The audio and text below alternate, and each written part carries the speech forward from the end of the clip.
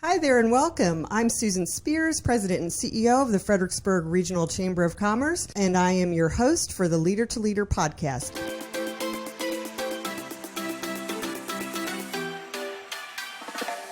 We have a great guest with us here today. He is from the Fredericksburg Police Department. He is our Chief of Police, Brian Layton. Brian, welcome. Thank you, Susan. Great to be with you. Yeah, I'm just so excited to be here with you. It's the summer of 2022 right now. We're sitting together here in late July, and this time every year for the last this will be our 6th year, we've been working together on an event we do here in our community called First Responders Appreciation Breakfast, and I love being able to coordinate that and work with you and your teams and stuff when we do that every year. And so that's how I've kind of gotten to know the chief. But as I looked at his bio here, he's been in our area working for the police department since 1994, but he was appointed the chief in January of 2020. So I just said to him right before we started, January 2020, it feels like a million years ago because so much has happened since then. But through those years, 94 to 2020, he had a lot of different assignments in 3 divisions, and he progressed through all the supervisory ranks. Each division and rank provided him opportunities to implement new tools and techniques for crime prevention, community policing, and law enforcement. Chief Layton holds a Bachelor's of Science degree in Sociology and Criminal Justice, and he's a 2014 graduate of the FBI National Academy. He's got a lot more to his story, so let me stop hearing my own voice and let's move it along here and hear a little bit about your leadership journey. Well, thank you, Susan. Again, I really appreciate the opportunity to come and speak of this. Is my first podcast, so please bear with me. But so I'm born and raised right here in Fredericksburg, Virginia.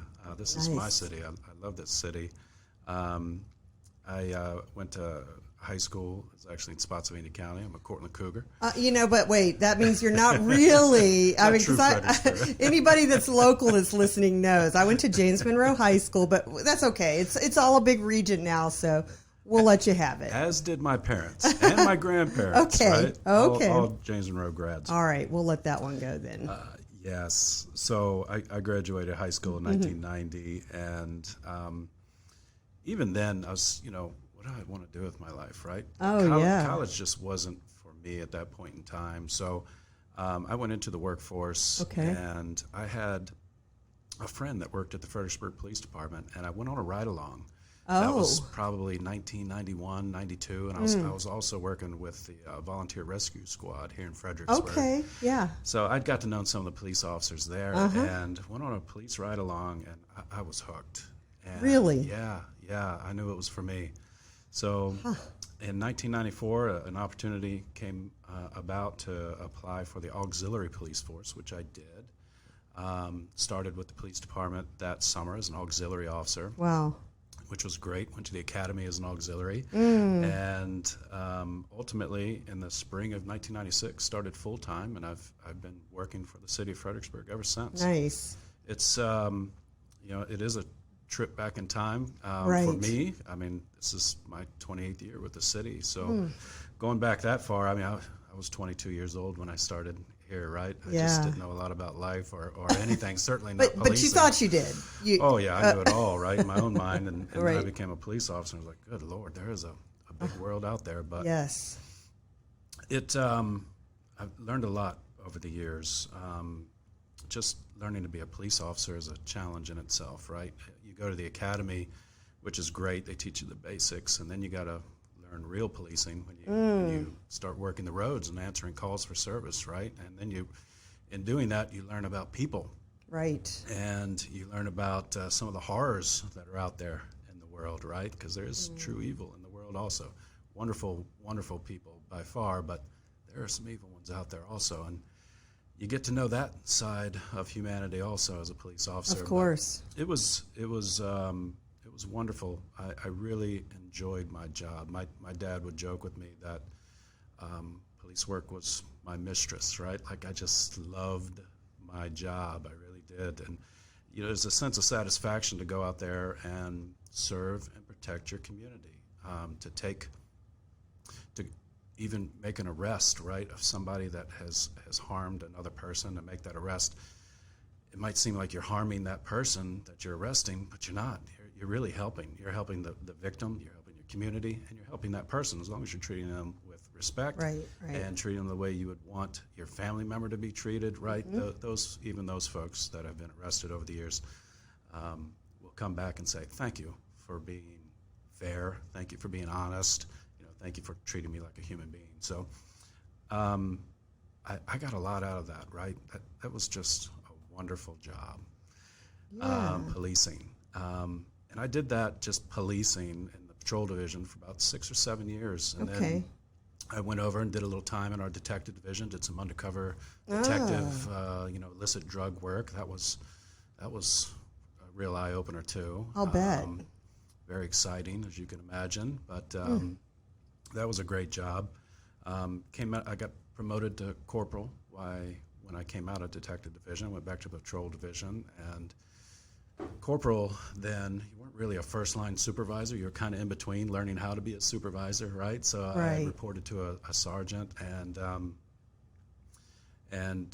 I maybe corporal for about a year, and then I got promoted to sergeant. Wow, that was fast. Yeah, it happened quickly. And I remember making sergeant, thinking to myself, good Lord, what am I doing?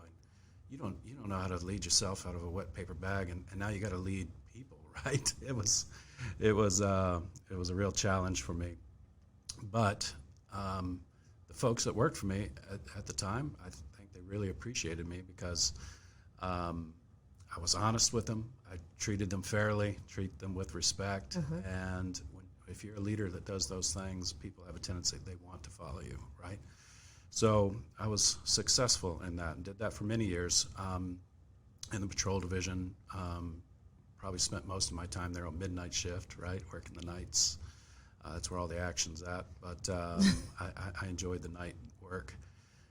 There was a point in time that I moved from the patrol division to our 911 center, and I took over as the communications manager as a sergeant. Well, that's real different. Yeah, that was a real lesson for me, because I didn't know anything about it. I knew policing at that point in time. I've been doing it for probably a decade. Yeah, and went into the 911 center and had to learn a whole new job. And I wasn't managing sworn staff either. I was managing our civilian 911 dispatchers. Oh wow, yeah, It was new, and I went in kicking and screaming into that job. But looking back on it, it was one of the best experiences, and really good for me, ultimately, to be the chief. Right, when I made chief, to have a full understanding of those pieces. Absolutely, it was a really big deal for me. Got promoted lieutenant, came back out, went back to the patrol division. Did that for a few years, nighttime watch commander, and then made captain. I was captain of our support services division, which handles hiring, firing, all the equipment and the vehicles and the building and the 911 center, all of those things. Did that for about a year and a half, and then in 2014, I was transferred to the patrol division and took over patrol, which is our largest division at the police department. It has about 55 employees. And I spent, from that time, from 2014 until I made chief in January of 2020 in the patrol division. And you had mentioned the National Academy. I attended that in 2014, and that really changed my perspective. Like, I really had no aspirations to be the chief of police in the city of Fredericksburg. I just didn't, it was a goal that I just didn't have for myself. But I went back to college as a captain, right, later in my career, and did really well, obtained my degree, and that kind of opened those doors, right? And then I attended the National Academy, and that really changed my perspective and made me start thinking that you can be a chief, right? Like you can learn those skills, pay better attention, and work towards that goal. And so thankful that I had Chief Nye in my life, right? He was our police chief, and he really took me by the hand and really showed me a lot of that. He was a great mentor for me in that leadership journey, and ultimately to be able to make chief in 2020. When the National Academy, work with a couple of folks here that have been involved there. One is Dr. Dave Quarterman. Was he involved when you did that? He wasn't. Dave, he had already moved on? He had, yeah. Okay. With our program that you're familiar with, Leadership Fredericksburg, at one time, for our listeners, he's referencing the FBI National Academy, and one of our faculty members here at Leadership Fredericksburg ran that for a long time. And then the iteration of today, I'll say it wrong, so I should be careful, but just retired from a role very similar, which is Corey McGugan. He's starting with our faculty here in the fall. So a lot of synergies there that, I'm glad we're talking, because there's just so many things where our lives intersect. And sometimes, business is over on one side and community and police and all that. If you're not talking, you don't know all these stories. And just listening to you talk about all those different layers that led up to that moment, like that one day, it wasn't just because he might have gotten 1 or 2 gray hairs that he said, no, you don't have any, that he suddenly became the chief. It was, he put in all of that experience. What did you think when you were asked to do the call center? Like, did you think, why am I being asked to do this now? And what was the reasoning behind that? Because it sounds like it was really so different, but yet it's really helped to make you so well-rounded. So I was a midnight sergeant. And okay. You can imagine your chief and your captain at the time, they call you into a room. First thing you think is, oh God, what did I do? What did I What's mess happening? Up? Yeah, I messed something up. But yeah. They brought me in, and the chief just explained to me, he said, listen, we need a leader there.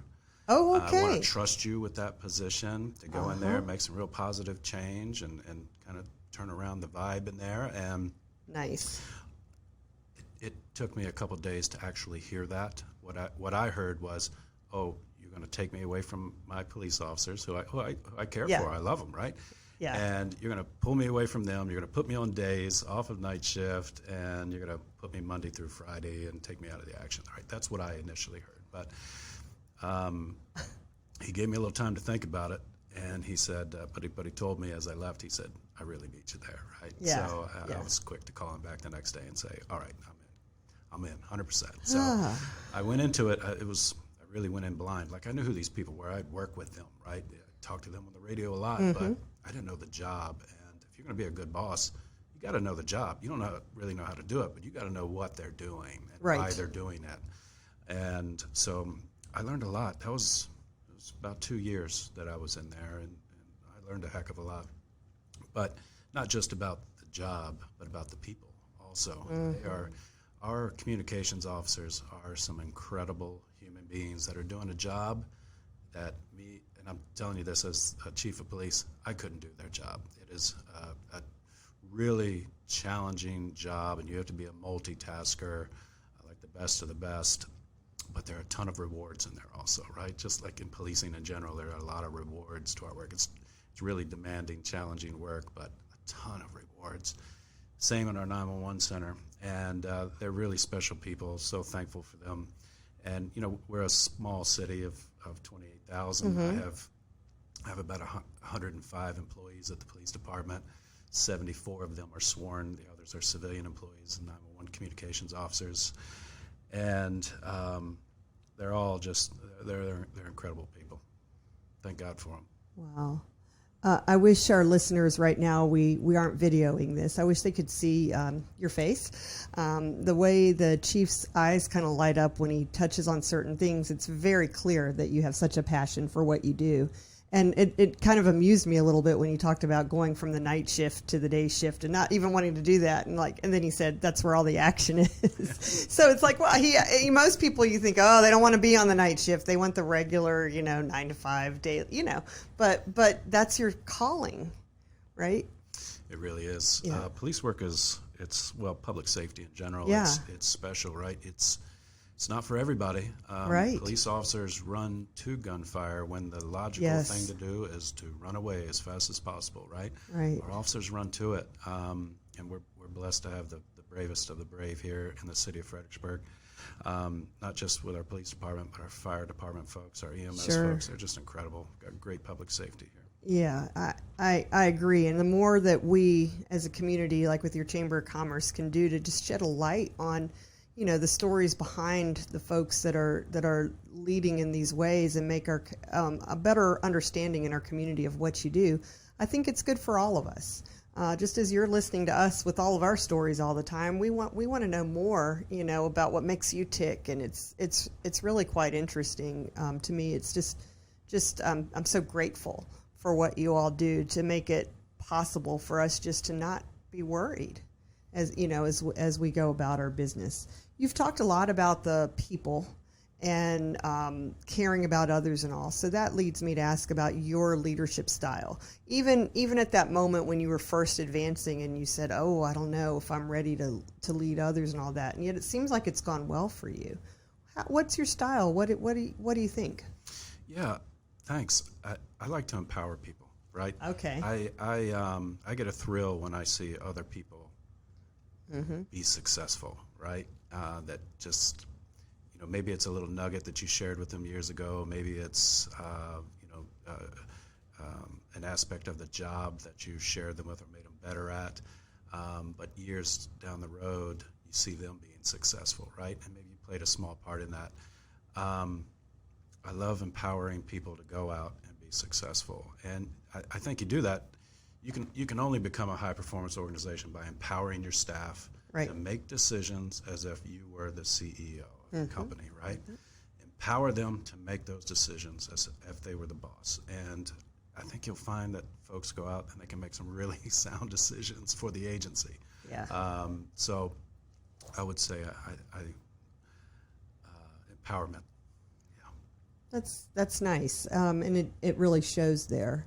I would say the next question I had written down to ask you about was, what is a characteristic you believe every leader should possess? So that's probably part of it, but there may be more. You talked about a mentor and others. What do you think? Oh, integrity by far. Especially in my profession, right? Absolutely. Integrity is everything when you're in public safety. So I'm in a position of public trust, right? But I think many of our CEOs of companies, they are also in positions of public trust. Absolutely. So if you don't have integrity, how can you have trust? And if you don't have trust of your employees or of your community, you have nothing. Time to move on. Go to a different career field. So by far, integrity. Without that, especially in my line of work, you're never going to survive. It's a big one, and it's a word that can get thrown around easily. Trust, loyalty, those things, but really when you really stand behind it. I don't know that you saw it when you came in here. Our value statements for the chamber are right over here, and right at the top is integrity. And it has the line, we do the right things for the right reasons. So anytime we're wrestling with things here in the office or different issues, we all have issues at every business, everything. That line is sort of like on my forehead. We do the right things for the right reasons. You know what that is. Well, you sound like my boss now, Mr. Baruti. He and I, we talk a lot, as you can imagine. And, in the summer of 2020, we were in each other's hip pockets a lot, right? Because, we were going through some issues in our community, and the reoccurring theme of our conversations were, let's do the right thing. For the right reasons. Let's just keep doing the right thing. And it's so important. Yeah. And that was certainly probably an interesting time for you. There was some unrest in our community in 2020, just like other places around the country. And you were pretty new in your tenure. How did you, on a leadership level, how did you kind of, brace yourself? Or how did it just happen? It was like overnight, and then it was right upon you. How did you kind of get through that? Well, like I told you, I'm coming up on 3 decades, and by far that was the most challenging point in my career, and it had me questioning a lot of things, not only about myself and the agency and the city, but our community, right? I was questioning a lot of things, but it was hard. January, when I came on the job, 2020, COVID really kicked off in February, and that was a challenge in itself. Unrest the end of May through June, July, August, September, really challenging. But at the agency, we all experienced it, our group challenges and then our individual challenges with everything that occurred that summer. And it's a real credit to the city and our agency and our city public safety in general, that we we all came together. Right. And it took us a while, but we saw the big picture together, and we came through it together. And we're stronger because of it. We're stronger individually. We're stronger as a team. Mm-hmm. We have a better directive system because of some of the mistakes that we made along the way, right? Mm-hmm. We got evaluated through all of that. We're better because of all of that. So the end story to that is we're better because of those experiences. And I'm really thankful of that. I've always found that whether it's failure or just a lot of challenges, when things are tough, I kind of just work harder and go harder. And, I don't get it all right either, but you learn so much in those moments. It's just sometimes you're like, am I really going through this? But we're glad that moment in time, all of it, COVID, everything, at least how it was in 2020, we can say we've made it through that. And our community, I do agree with you that we're stronger for it. Definitely. Yeah. So what do you do for fun? I didn't give you that question. What's fun to you? Not work. No, certainly not work. Outside of work, I have a lot of fun. I've got an awesome family. We love spending time together. Yeah. We do a lot of cool stuff together. My wife and I, we love to travel. I love the Caribbean. Okay. In fact, just a couple nights ago, we set up our next Caribbean trip for 2023, which that's always fun too, right? Something to work toward. Yes. I love golf. Golf is my real. Okay, I didn't know that. My real retreat from life in general, right? Somebody has to love golf. No, I'm just teasing. That's good. Are you any good, or do you just love it? Oh, I'm horrible, but I sure do love going out and whacking at it. I've been doing that for probably 25 years. Okay. And, I've got a great group of folks that I play bet with, you do. And we have a lot of fun. Yeah. Out there, yeah. Oh, I love that. That's great. Okay, so now we know he likes the Caribbean. And that's pretty wicked cool. I like the Outer Banks. So they have a little bit of water in common, at least that. We like to just go and just kind of like let the waves, I'll be there in 2 weeks. Yeah, I'm a little bit jealous. That's awesome. Yeah. But, it's having these conversations that you find those things out. It's just great. Wow, so much to learn. Okay, what advice let's go back to leadership for another minute. What advice would you give someone going into a leadership position for the first time? So I see this a lot at the police department, right? Mm-hmm. We have line officers that get promoted to their first supervisor position. Yes. First line supervisor at the police department as a sergeant, right? So I insist on calling those officers up. I have them come to my office, and I've got their sergeant badge in my hand. Nice. I invite them in. I shake their hand. I congratulate them. I hand them their new sergeant badge, and I say, "Congratulations, you just crossed the line of responsibility. Oh. You're no longer in charge of just yourself. Now you're in charge of other human beings, and there's challenges that come with that. Yes. But you have crossed the line of responsibility." So that's the advice I give. Be prepared for that. Is that you're no longer responsible for just your actions and how you travel through your work. Now you're responsible for other people also, making sure that they're safe, making sure that they're working hard, making sure they're operating in integrity, and all of those things, right? And there's a lot of challenges with that, but tons and tons of rewards also. How's it feel when they look at you and I'm just okay? This is an odd question, but. It's kind of full circle because you were there, one time. And every time, I bet you, as they walk out, do you ever think, wow, they're looking at me? I mean, it's kind of surreal. I would think it's fulfilling. It is. It's wonderful. Those moments. And I love sharing my stories with the newer folks, especially newer supervisors, right? Especially the mistakes that I made along the way, right? Let me help you out. Mistakes, please. Learn from my mistakes. Don't do what I did. But of course, that's life, right? We're all going to make mistakes. I make mistakes every day, and I learn from every one of them, and I move forward as a better person. But I love hiring new officers. I love watching them succeed through the training, and then going through field training, and then watching them work. I love giving our staff awards. We do quarterly awards at the police department for their great work, and I love just telling folks about that, right? We love sharing that information, our successes on our social media and all of that also. So, yeah. Well, there's no doubt that you've found your sweet spot and that you're just living the dream, really, because you're doing what you love.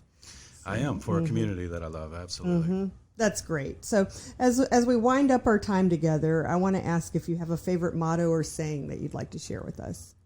Is there anything? We spoke about it.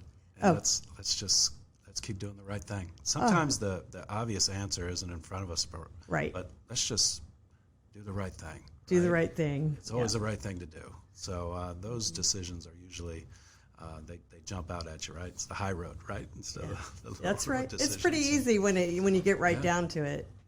Sometimes it's more work doing the right thing, right? And it takes more time. And you know it. You'll be looking right at it going, I could take this shortcut, right? Definitely. But I know it's not the right thing. That's right. Yeah. Anything else you'd like to share with our listeners? Oh, for our leaders out there, don't be afraid to ask for help. We all need help, especially our CEOs. We need help. We can't be successful without good people. Surround yourself with those good people, empower them, and don't be afraid to let them go out and make decisions. And when you need help, ask for help. Absolutely. I couldn't do what I do as the chief without a really core group of folks that I've surrounded myself with, and I ask them for help every day. You better believe it. Oh, that's great. I absolutely love that. Well, thank you. This has just gone by in about a minute, but I'm looking at the clock, and it's actually about 26 minutes. Wow. Can you believe it? And I feel like we're just getting started, and there's a lot more we could talk about. So I definitely want to have you back in the future. Absolutely. But for today, we'll wrap it up.